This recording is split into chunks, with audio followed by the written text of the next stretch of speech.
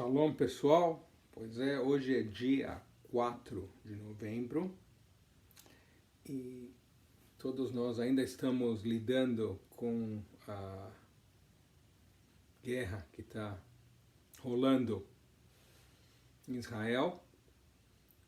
As pessoas me perguntam o que vai acontecer, o que vai rolar, né? Eu não sei, ou seja, o que Israel deve fazer. Eu acho que é um grande dilema, né? Qual é a coisa certa para Israel fazer? Israel deve fazer um armistício ou não? Israel deve negociar ou não? Né? Ou seja, a palavra Israel, né? O termo Israel é aquele que luta com Deus, né? E nós somos conhecidos como o povo de Israel, né? Nós somos o que luta com Deus. E nessa paraxá que nós temos, que é Vayera, nós temos uma história clássica, quando Abrão tem uma luta com Deus, também, né? Ele discute com Deus, tem um debate com Deus, Deus quer destruir as cidades de Sodoma e Gomorra, né? E por causa da maldade deles, e Abrão desafia a Deus, e ele diz, Deus, será que o grande juiz, né, o juiz da terra, não tem que atuar de maneira justa? Né? Então, Abrão pergunta para Deus, ele pede a Deus, que Deus perdoe essas cidades se houverem 50 pessoas justas. Você perdoa? Aí Deus concorda em perdoar se houverem 50 pessoas justas. Depois o Abrão diz, e se houverem 45? Não, o Abrão era judeu, então ele fica negociando. Aí Deus concorda em 45. Aí depois ele continua barganhando. 40, 30, 20, 10. Não, chega em 10. Né? Aí Deus concorda de não destruir a cidade de Sodoma e Gomorra se houverem 10 pessoas justas. Um minyan. Mas no fim, nem sequer um minyan de pessoas corretas pode ser encontrado em Sodoma e Gomorra. Então, no final, somente o sobrinho do Abrão, o Lot, e as suas duas filhas podem ser salvos. A mulher do Lot sai com eles, né, e ela olha para trás, né, e ela vira uma estátua de sal. E de fato, se você hoje for para aquela região do Mar Morto, tem uma estátua de sal que dizem, né, que é a mulher do Lot. O que é curioso, né, que chama atenção sobre essa história, é que o próprio Deus, ele é comparado com um standard de justiça.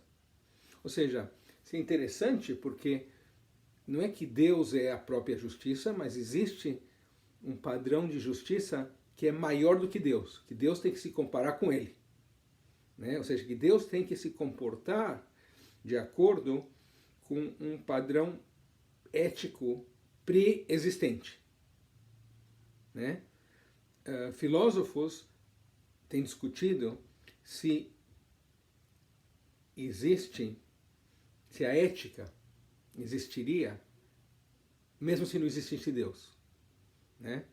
Por exemplo, na novela Os Irmãos Karamazov, o Dostoiévski, o novelista russo, diz que não haveria um modelo de bem e mal independente de Deus. Ele diz, sem Deus tudo é possível, né, lá nos Irmãos Karamazov. A história do Abrão vem contra essa história. A história do Abrão nos mostra que há um modelo de certo e errado, que há um senso de justiça e que mesmo Deus está obrigado a cumprir esse modelo. Né? Essa história que eu acabei de contar agora da nossa Parashá Vayera me faz lembrar de uma outra história que talvez ainda esteja fresca na nossa memória, porque nós a contamos uma das histórias mais legais do Yom Kippur, da tarde do Yom Kippur, né? Que a gente conta no Yom Kippur, que é a história do Jonas, que a gente conta na tarde do Yom Kippur, né? O que acontece? Tem uma cidade malévola, que é Nínive, né? E aí Deus manda o profeta Jonas que ele vá predicar nessa cidade, né? Então, se a cidade se reformar, Deus vai salvá-la, vai perdoá-la, e se não, Deus vai destruí-la. O Jonas, em vez de fazer o que Deus quer que ele faça, e ir para Nínive, que fica para aquele caminho, ele pega um barco que está indo para Tarshish, que é para o outro lado, né? Então, todos nós conhecemos a história. Então, o Jonas, ele vai no barco, aí durante a viagem tem uma tempestade, joga ele fora do barco, vem um peixe grande, que é o que diz o livro, não é uma baleia, engole ele, né? E aí ele é engolido pela baleia, exatamente como a história do Pinóquio, que é baseado na história do Jonas, né? Pensa nisso.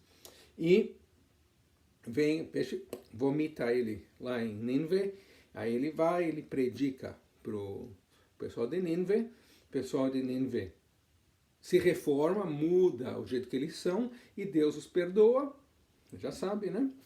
E obviamente isso perturba demais o Jonas, porque ele acredita que o Nínive merece ser destruído, né?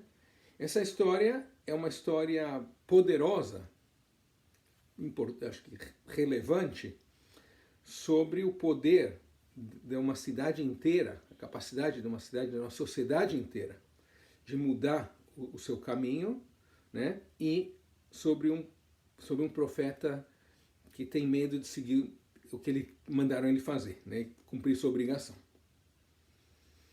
Então, o que nós vemos aqui são duas histórias diferentes, de duas comunidades diferentes. Duas comunidades que merecem ser destruídas.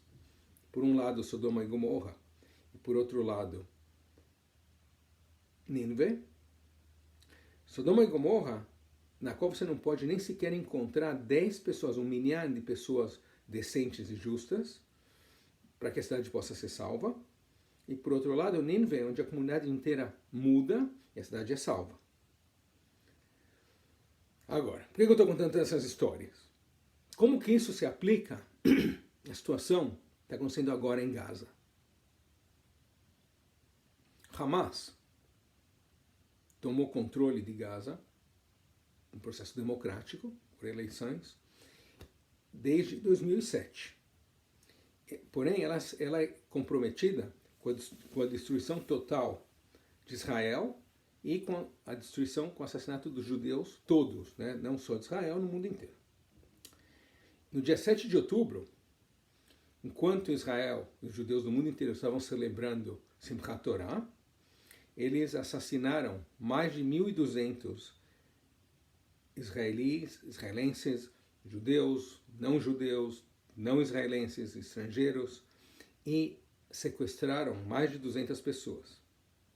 Portanto, não resta dúvida que Gaza é um lugar onde o mal, a malevolência existe, que ela está presente aí.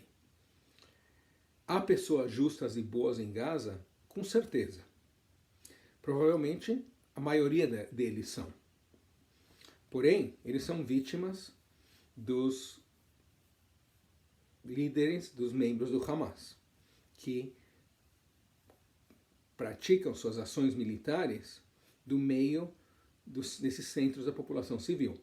O que, diga-se de passagem, as pessoas não sabem, que pessoas acham que porque Gaza é um lugar muito habitado, com uma densidade populacional muito grande. É verdade, porém, Gaza tem lugares que não tem muita gente, mas eles optam por atuar de dentro das áreas com grande densidade populacional. Ou, como alguém disse muito inteligentemente, assim, Israel, usa os mísseis para proteger a sua população. O Hamas usa a sua população para proteger os seus mísseis.